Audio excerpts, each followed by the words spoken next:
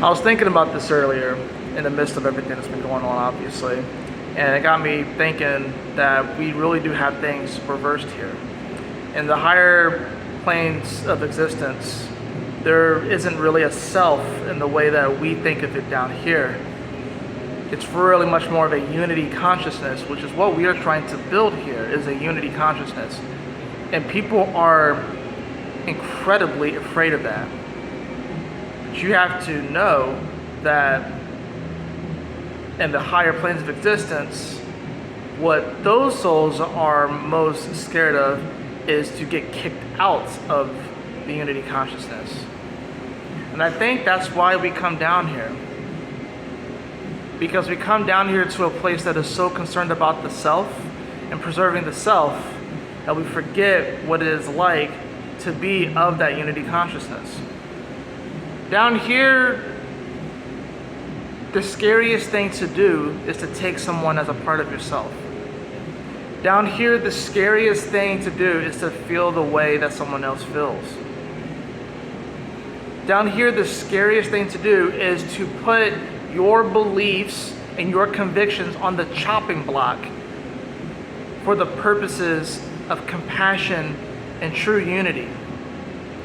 Because we have this self, this ego, if you will, that wants to be preserved and wants to stay safe and wants to be.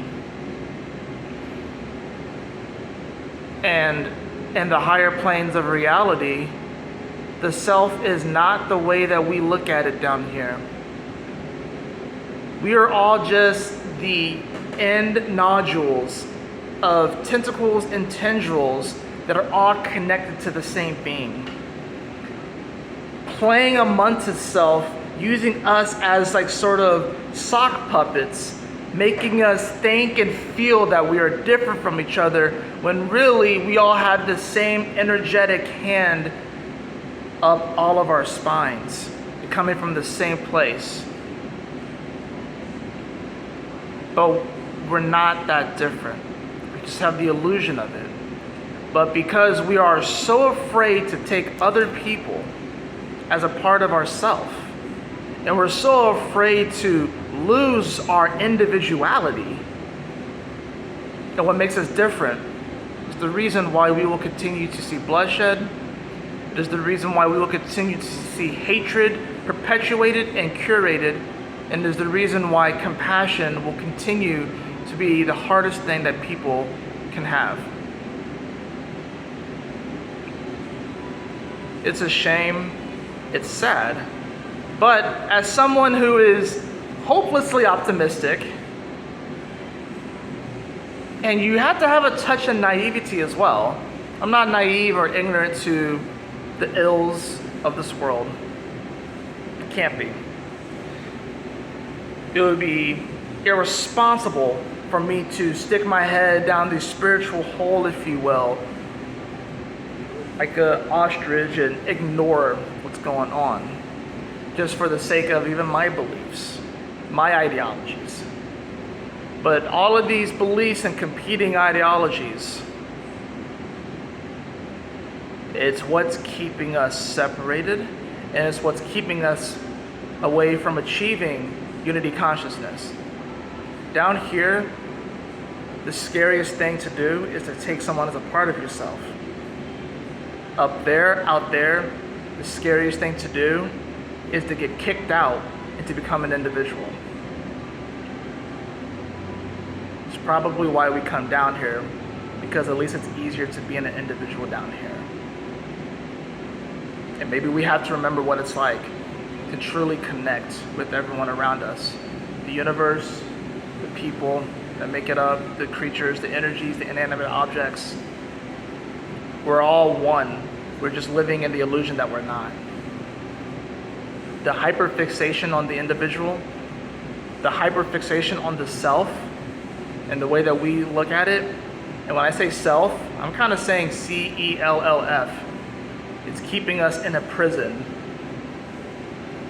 And we have the keys. It's not anyone keeping you in. There's no warden. We have the keys. And we can let ourselves out. So many people have decided to swallow the key. And they refuse. They rather stay in their little individual box because they feel it's safer there. But that's just an illusion. It's a shame to see how the world continues to turn on itself and how humanity continues to turn on itself. And like I said, maybe I'm a little naive and a little optimistic to believe that we can achieve a greater society, a more loving, a more compassionate society. But damn it, it's going to take a lot of work and effort. Now more than ever, the spiritual warriors need to stand up in whatever way we can. You don't have to make videos. You don't have to be a public figure. All you have to do is smile, tell people to have a blessed and beautiful day, and to remember to take other people as a part of who you are. Because when you do it that way,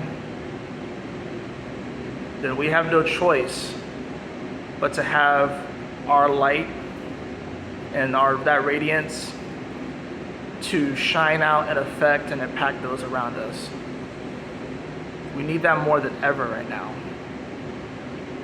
In the midst of all of the curated hatred, disdain, apathy, we need compassion more than ever. And that is hard. I will admit that it is hard. It is hard to stay on this kind of a path. But it is imperative that you do so. Because we need all the help we can get. So, yeah.